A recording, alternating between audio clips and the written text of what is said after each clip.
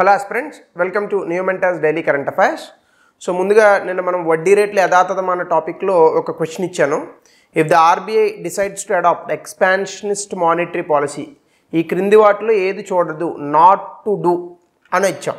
Cut and optimise the statutory liquidity ratio, అదే చేస్తుంది యాక్చువల్గా. సో నాట్ టు డూ అని ఇచ్చాడు. Which of the following would do it, ఒక్క నిమిషం, which of the following would not do అని పడాలనుకుంటా. ఇది would it not to do, ఇది కొంచెం ఏదో తెరగా పడిందండి. యాక్చువల్గా అయితే which of the following would not do అని పడితే, ఒకవేళ ఏం చెయ్యదు అని ఆలోచించామనుకోండి, cut the statutory liquidity ratio, అంటే స్టాట్యుటరీ లిక్విడిటీ రేషియోని తగ్గిస్తుంది అని అన్నాడు. ఎక్స్పాన్షనరీ మానిటరీ పాలసీ ఇస్తే తగ్గిస్తుంది కదా మరి ఆబ్వియస్గా. సో అప్పుడు ఇది ఆన్సర్ అవ్వకూడదు. Okay, increase the marginal standing facility rate, యాక్చువల్గా అయితే దాన్ని కూడా తగ్గిస్తుంది. సో కాబట్టి ఇంక్రీజ్ ద కాదు, decrease the marginal standing facility rate ఉండాలి. సో కాబట్టి ఇది ఆన్సర్లో ఉంటుంది. కట్ ద రెపో రేట్ ఉండాలి. సో కాబట్టి ఇది కూడా ఉంటుంది. సో నాట్ టు డూ అన్నాడు కాబట్టి సో ఆన్సర్ వచ్చేసి 2 ఓన్లీ అవ్వాలి. ఇక్కడ తప్పించారు. So answer only 2. అంటే which of the following would not do it అని అనుకుంటే, ఏది చెయ్యదు అని అనుకుంటే కనుక, ఎక్స్పాన్షనరీ మానిటరీ పాలసీలో ఎంఎస్ఎఫ్ని పెంచదు, తగ్గిస్తుంది. సో కాబట్టి ఇది ఆన్సర్లో ఉండాలి. ఎస్ఎల్ఆర్ తగ్గిస్తుంది, రెపో రేటు తగ్గిస్తుంది. సో కాబట్టి ఈ రెండు రైట్ అవుతాయి. సో ఆన్సర్ ఈ రెండు తప్పు కాబట్టి 1 and 3 తీసేస్తే 2 ఓన్లీ అవ్వాలి. సో ఇది ఆన్సర్, కొంచెం ఒకసారి చూసుకోండి. అలాగే ఈరోజు పతాంజలి రామ్దేవ్ బాబా గారు అన్కండిషనల్గా సుప్రీంకోర్టుకి క్షమాపణలు చెప్పినప్పటికీ, సుప్రీంకోర్టు ఈ విషయంలో మేము ఉదాసీనత వ్యవహరించలేము, మేము నీ క్షమాపణలను స్వీకరించలేమని చెప్పేసి కొట్టిపారేసింది. అసలు ఏంటి పతాంజలి రామ్దేవ్ బాబా గారి కేసు? పతాంజలి అనేటటువంటి ప్రొడక్ట్స్ చాలా వేగంగా భారత ప్రజలు వాడినటువంటి సందర్భంలో వాళ్ళు చేసిన ఒక్క అడ్వర్టైజ్మెంట్ ఆ కంపెనీ తలరాతనే మార్చేసింది. ఈరోజు సుప్రీంకోర్టు చుట్టూ వాళ్ళు తిరగాల్సినటువంటి పరిస్థితులు ఏర్పడ్డాయి. అది అసలు ఏంటి అనేది కనుక మనం చూస్తే ఈ క్లాస్లో మనకు అది అర్థమవుతుంది.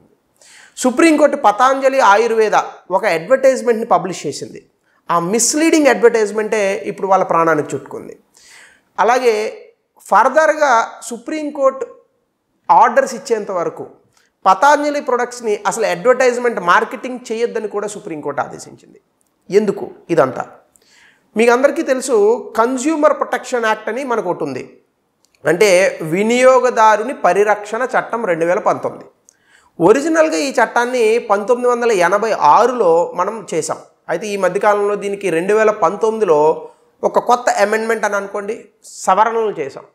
ఇదేముంటుందంటే బేసికల్గా అప్పటి వరకు 1986లో ఈ కన్జ్యూమర్ ప్రొటెక్షన్ యాక్ట్ అంటే వినియోగదారుని పరిరక్షణ చట్టానికి సంబంధించి ఒక నియంత్రణ వ్యవస్థ ఏం లేదు. కానీ ఇప్పుడు CCPA అనే ఒక కొత్త నియంత్రణ వ్యవస్థను తీసుకొచ్చారు. సెంట్రల్ కన్జ్యూమర్ ప్రొటెక్షన్ అథారిటీ అనేటటువంటి దాన్ని ఏర్పాటు చేశారు. ఈ consumer protection act district level, రాష్ట్రము, దేశము అంటే జాతీయ స్థాయిలో కంప్లైంట్లు ఉంటాయి. గతంలో 20 లక్షల వరకు ఉన్నటువంటి కంప్లైంట్ని జిల్లా స్థాయి అనేవారు, ఇప్పుడు ₹1,00,00,000 పెంచారు. రాష్ట్ర పరిధిలో ₹1,00,00,000 వరకు ఉన్నటువంటి దాన్ని రాష్ట్ర పరిధిలో అనేవారు, ఇప్పుడు 10 కోట్ల వరకు పెంచారు. అంటే 10 కోట్ల వరకు కేసు ఉంటే అది రాష్ట్ర స్థాయిలోకి వస్తుంది. 10 కోట్లు దాటి ఉంటే దాన్ని జాతీయ స్థాయిలోకి చేశారు. ఇంతకుముందు అది 20 లక్షల పైన ఉండేది. అయితే మీరు కనుక చూస్తే case could be filled where descendant resides. గతంలో కేసు డిఫెండెంట్ అంటే కేసు ఎవరి మీద అయితే వేశారో, అంటే ఇప్పుడు ఫర్ ఎగ్జాంపుల్ నా మీద కేసు వేశారు అనుకోండి, నేను ఎక్కడైతే ఉంటున్నానో అక్కడ కేసు పెట్టాలి. కానీ ఇప్పుడు అలా కాదు, ఎక్కడైతే కంప్లైంట్ ఇచ్చేవాడు ఉంటాడో అక్కడే కేసు పెట్టచ్చు. అలాగే consumer approach civil courts but not consumer courts. ఒకప్పుడు వినియోగదారుడు సివిల్ కోర్టులకి వెళ్ళాలని అనుకుంటే వెళ్ళొచ్చు, కానీ కన్జ్యూమర్ కోర్టుకి వెళ్ళేటటువంటి అవకాశం లేదు. కానీ ఇక్కడేమవుతుంది, ఏదైనా ఒక వస్తువులో కానీ సేవలో కానీ వినియోగదారుడికి లోపం అని అనిపిస్తే అతను కంపన్సేషన్ కోసం ఏ కోర్టుకైనా వెళ్ళొచ్చు. అలాగే గతంలో కామర్స్ అంటే మనకి ఇంటర్నెట్లో వచ్చేటటువంటి వెబ్సైట్ల మీద ఈ కన్జ్యూమర్ ప్రొటెక్షన్ యాక్ట్ని తీసుకొని మనం కంప్లైంట్ చేయడానికి లేదు. కానీ ఇప్పుడు బయట ఉన్నటువంటి కంపెనీలు కానీ వస్తువులు కానీ ఏ చట్టాలను అయితే మనం వర్తింపజేస్తామో కామర్స్ వెబ్సైట్కి కూడా అదే చట్టాలను మనం వర్తింపజేయచ్చు. అలాగే మీడియేషన్ సెల్స్ ఒకప్పుడు మధ్యవర్తిత్వంతో కేసులు పరిష్కరించేవాళ్ళు కాదు, ఇప్పుడు పరిష్కరింప చేయొచ్చు. అలాగే కేసులను కూడా మీరు స్టేట్ కమిషన్కి అప్పీల్కి ఎప్పుడు వెళ్ళచ్చు, 45 రోజుల లోపు కనుక మీకు రాకపోతే దానికి ఏదైనా ఒక తీర్పు కానీ ఇది కానీ మీరు అప్పీల్కి వెళ్ళచ్చు. ఇది కన్జ్యూమర్ ప్రొటెక్షన్ యాక్ట్ తాలూకా బేసిక్స్. ఇవన్నీ తెలుసుకుంటే మీరు పతంజలి కేసు ఏమైంది అనేటటువంటి విషయాన్ని మీరు ఇప్పుడు చెప్పచ్చు. అలాగే కన్జ్యూమర్ ప్రొటెక్షన్ యాక్ట్ 2019 గతంలో ఉన్న చట్టాన్ని తీసేసి ఆ స్థానంలో వచ్చినటువంటి చట్టం. ఇదేంటి అంటే మనము ప్రతిరోజు మన జీవన శైలిలో భాగంగా, మన జీవనంలో భాగంగా, ప్రతిరోజు మన జీవనంలో భాగంగా అనేక వస్తువుల్ని వాడుతూ ఉంటాం. ఈ వస్తువుల్లో కొన్ని ఇబ్బందులు వస్తాయి మనకి. అయితే ఎవరికి మనం ఈ వస్తువుల గురించి కంప్లైంట్ చేయాలి? ఉదాహరణకి నేను ఒకసారి ఒక డేట్స్ ప్యాకెట్ తీసుకున్నాను, బాగా సుపరిచితమైన పేరు, అందులో పురుగులు వచ్చాయి. నేను వెంటనే ఆ కంపెనీ వాడికి కాల్ చేస్తే ఆ డేట్స్ ప్యాకెట్ ప్లేస్లో ఇంకొక డేట్స్ ప్యాకెట్ ఇచ్చాడు నాకు ఫ్రీగా.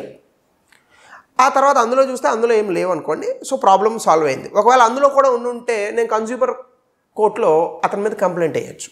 సో ఇలా మీరు కొనే వస్తువు కానీ సేవ కానీ మీరు అనుకున్నటువంటి వాళ్ళు అడ్వర్టైజ్ చేసినటువంటి క్వాలిటీలో కనుక లేకపోతే, ఆ నాణ్యతతో కనుక లేకపోతే మనం వాళ్ళ మీద కంప్లైంట్ ఇవ్వచ్చు. ఈ కంప్లైంట్ని ఏ చట్టం ద్వారా ఇస్తామంటే కన్జ్యూమర్ ప్రొటెక్షన్ యాక్ట్, అంటే వినియోగదారుని పరిరక్షణ చట్టం ద్వారా ఇస్తాం. ఎలాంటి సందర్భాల్లో మనం కంప్లైంట్ ఇవ్వచ్చు అని కనుక మీరు చూస్తే, ఏదైనా ఒక వస్తువుని అమ్మేటప్పుడు ఆ కంపెనీ వాళ్ళు అడ్వర్టైజ్మెంట్ చేస్తారు.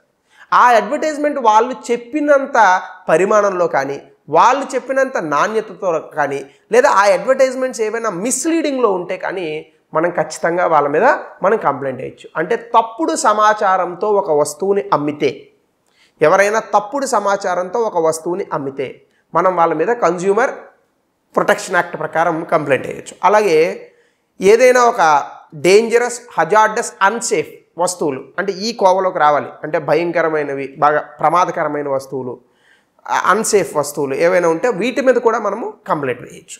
అలాగే 2020లో మనము enacted in 2020 it empowers consumers and protects there rights, అంటే ఇది వినియోగదారుని హక్కుల్ని పరిరక్షిస్తూ ఉంటుంది. 2019లో వచ్చిన ఈ చట్టం 2020లో మనకి అమల్లోకి వచ్చింది. సో ఈ రకంగా మనం ఇది చూడొచ్చు. ఇప్పుడు ఇందులోనే భాగంగా కన్జ్యూమర్ ప్రొటెక్షన్ అథారిటీ అని ఒకటి వచ్చింది మనకి, సెంట్రల్ కన్జ్యూమర్ ప్రొటెక్షన్ అథారిటీ.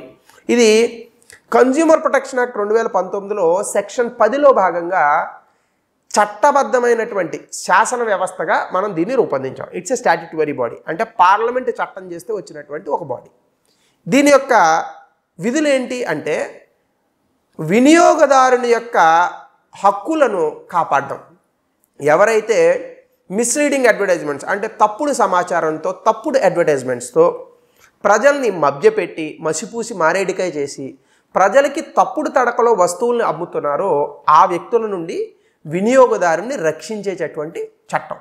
ఇది ministry of consumer affairs, food and public distribution అనేటటువంటి మంత్రిత్వ శాఖ ఏదైతే ఉందో ఈ మంత్రిత్వ శాఖ పరిధిలోకి వస్తుంది. దీని తాలూకా అధికారాలు, విధుల్ని కనుక మీరు చూసినట్టయితే ఇది ఇన్వెస్టిగేషన్స్ చేయొచ్చు. ఎవరైనా కన్జ్యూమర్ రైట్, అంటే వినియోగదారుడి హక్కులకి భంగం కలిగించేటటువంటి పనులు ఏవైనా చేస్తే వాళ్ళ మీద కంప్లైంట్స్ తీసుకోవచ్చు. అలాగే ఏవైనా వస్తువులు, దొంగ వస్తువులు కానీ, లేదా మనం అడల్టరేషన్ అంటాం కదా, నాణ్యత లేకుండా కల్తీ చేసినటువంటి వస్తువులు ఏవైతే ఉంటే వాటిని వెనక్కి పిలిచి ఆ కంపెనీని ప్రశ్నించవచ్చు. అలాగే unfair trade practice, misleading advertisements ఉంటాయి కొన్ని, ఈ మిస్లీడింగ్ అడ్వర్టైజ్మెంట్స్ని కూడా వాళ్ళు క్వశ్చన్ చేయొచ్చు. అలాగే మ్యానుఫ్యాక్చరర్, తయారు చేసేవాడు కానీ, పబ్లిషర్ కానీ తప్పుడు సమాచారం, తప్పుడు అడ్వర్టైజ్మెంట్స్తో కనుక పబ్లిష్ చేస్తూ ఉంటే వాళ్ళ మీద పెనాల్టీలు కూడా వేయచ్చు. ఈ రకంగా powers and functions of this particular central consumer protection authority అనేటటువంటి దాన్ని మనం చూడవచ్చు. ఇప్పుడు రామ్దేవ్ బాబా గారి కేసులోకి వద్దాం.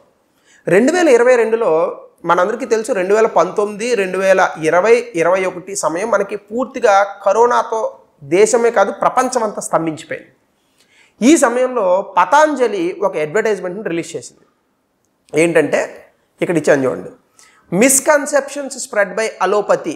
అంటే అలోపతి అంటే మనం వాడేటటువంటి ఇంగ్లీష్ మెడిసిన్ చేస్తున్నటువంటి తప్పుడు ప్రచారము అనే ఒక హెడ్డింగ్ పెట్టి మిమ్మల్ని మీరు కాపాడుకోండి, దేశాన్ని కూడా కాపాడండి, ఫార్మా ఇండస్ట్రీ, మెడికల్ ఇండస్ట్రీ చేసేటటువంటి తప్పుడు సమాచారం నుండి మిమ్మల్ని మీరు కాపాడుకోండి అని చెప్పి వీళ్ళు ఒక అడ్వర్టైజ్మెంట్ రిలీజ్ చేశారు.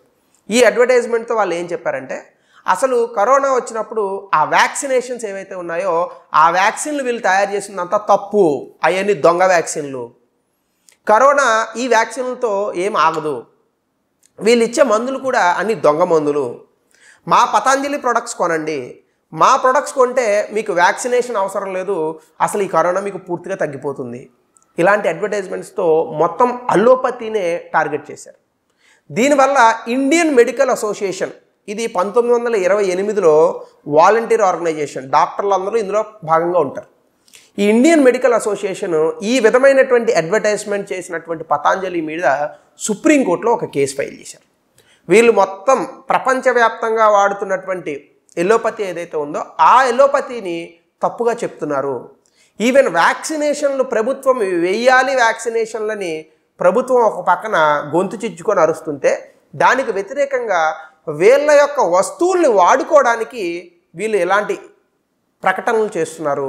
ఈ రకంగా చేస్తే కోవిడ్-19 ఏదైతే ఉందో ఈ కోవిడ్-19లో రామ్దేవ్ బాబా గారు ఒక అడుగు ముందుకేసి ఎలోపతియే అసలు తప్పు, అసలు కోవిడ్-19లో చచ్చిపోయిన వాళ్ళందరూ కూడా ఈ ఇంగ్లీష్ మెడిసిన్లు తెచ్చుకోవడం వల్ల చచ్చిపోయారు, సో అసలు మీరు వేసుకోమాకండి ఈ మెడిసిన్లు అని ఆయన అడ్వర్టైజ్ చేశాడు. ఇది ఎంతవరకు సమంజసం అని ఇండియన్ మెడికల్ అసోసియేషన్ సుప్రీంకోర్టులో కేసేసింది. ఎందుకంటే అల్లోపతి మనం ఎంత తిట్టుకున్నానండి, ఆయుర్వేదము ఇవన్నీ చేయలేని ఎన్నో విషయాలను అల్లోపతి సుసాధ్యం చేస్తుంది. ఇప్పుడు ఎముక ఇరిగిపోయింది అనుకోండి, ముక్కలు ముక్కలు అయిపోయింది అనుకోండి, యాక్సిడెంట్ అయ్యేవరకన్నా అల్లోపతియే, ఇంక వేరే కట్టేస్తే పనికిరాదు. 2 ముక్కల కింద ఎముక విరిగిపోతే పసర కట్టేస్తారు అంతే తప్ప లోపల ఎముకలు నిజ్జు అయిపోయినాయి అనుకోండి తీసి ఆపరేషన్ చేయాల్సిందే.